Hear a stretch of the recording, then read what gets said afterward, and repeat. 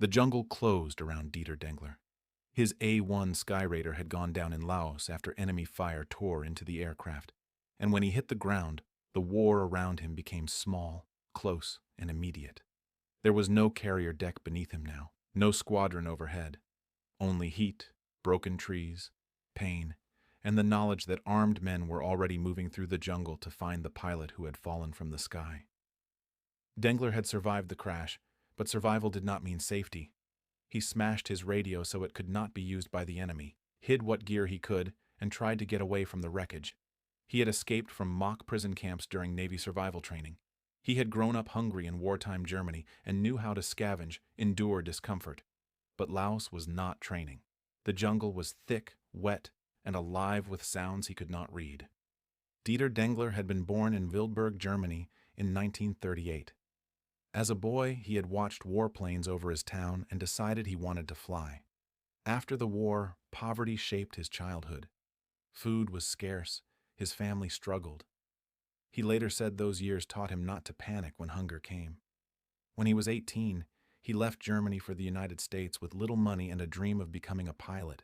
He enlisted in the U.S. Air Force first, then worked, studied, and finally entered Navy flight training. By 1966, he was a U.S. Navy lieutenant junior grade flying from USS Ranger. On February 1, 1966, Dengler launched in a Douglas A-1 Skyraider with Attack Squadron 145. His mission took him toward targets near the Laos and North Vietnam border during a time when American operations in Laos were often hidden from public view. Weather and smoke made flying dangerous. During the mission, enemy fire hit his aircraft.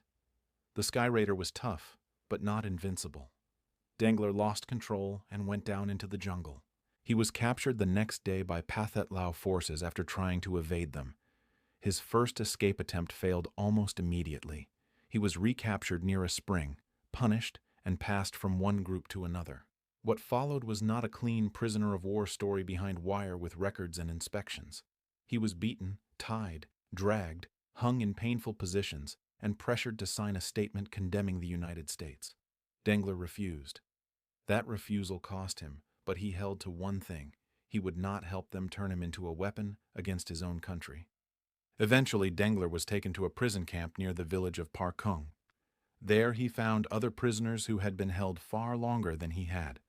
The Americans were Eugene de Bruin, a civilian Air America worker, and Dwayne W. Martin, an Air Force helicopter pilot.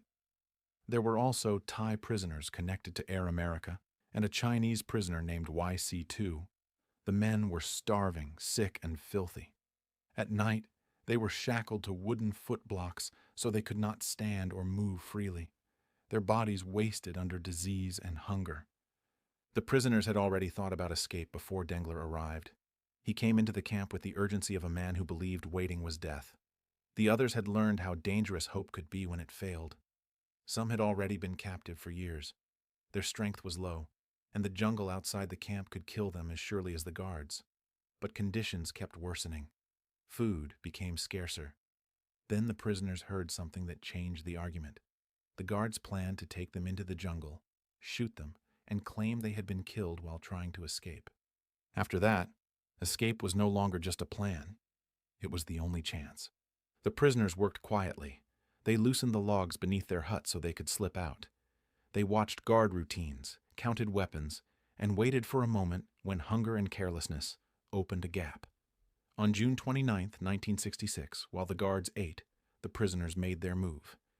They crawled out, seized weapons, and attacked. In the confusion, several guards were killed. The prisoners scattered into the jungle, no longer chained, but not yet free. Dengler left with Dwayne Martin.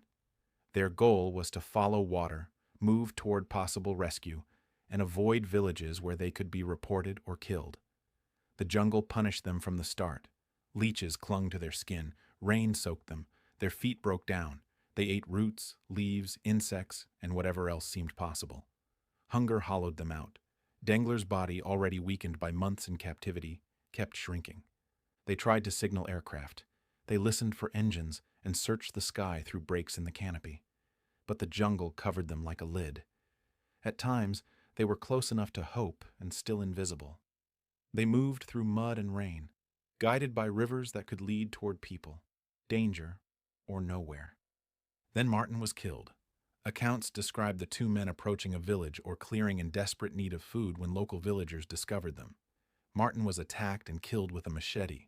Dengler escaped into the jungle. He had lost the one man moving with him. Now he was alone, starving, hunted, and almost out of strength. The days after Martin's death became a fight against the body itself. Dengler hallucinated. He heard sounds and saw things that were not there. He was covered in sores and insect bites. He slept in fear and woke to fear. Every movement cost energy he did not have. The jungle that hid him also kept rescue away. He still tried to make himself seen. He used anything white or reflective. He built fires when he believed aircraft might pass. At one point, he used material from a flare parachute to catch attention. Pilots had to notice one small human being beneath a huge canopy in a war zone where false signals could be traps. Even when a pilot saw something, command could hesitate. On July 20th, after 23 days in the jungle and nearly 6 months after he had been shot down, U.S. Air Force pilot Eugene Dietrich saw a flash of white near a bend in a river. He circled back. He believed there was a survivor below. Rescue was not immediate because caution and confusion could still have abandoned Dengler at the edge of being saved. Dietrich kept pressing until helicopters were sent. When the rescue helicopter finally came in, Dengler was a gaunt figure in rags, barely recognizable as the Navy pilot who had launched from Ranger months earlier. The crew pulled him aboard, but they restrained him at first as a precaution, checking that he was not armed or part of a trap. Then his identity was confirmed. Dieter Dengler was alive. He weighed about 98 pounds when he was rescued. His body carried the marks of captivity, starvation, exposure, and flight through the jungle. He had survived being shot down, captured, tortured, imprisoned, starved, hunted, and left alone in one of the harshest environments on Earth. Most people who vanished into that kind of jungle were never seen again. Dengler was returned to American care and eventually back to USS Ranger. His escape became one of the most extraordinary survival stories of the Vietnam War. He received the Navy Cross along with other decorations, but medals could only name the bravery. They could not fully show the nights in shackles, the hunger in the camp, the fear after Martin was killed, or the moment he looked up and realized an aircraft might finally see him. Dieter Dengler's survival was not clean or simple. Other prisoners suffered with him. Some did not come home. Eugene de Bruin remained missing and was later presumed dead. Duane Martin was killed after the escape.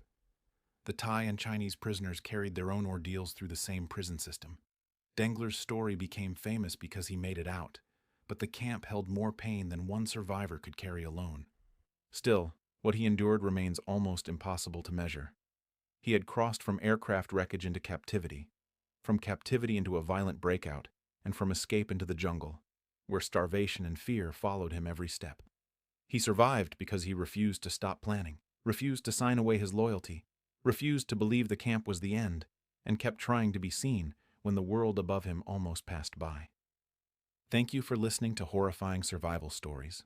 Subscribe for more stories of those who faced the impossible and lived.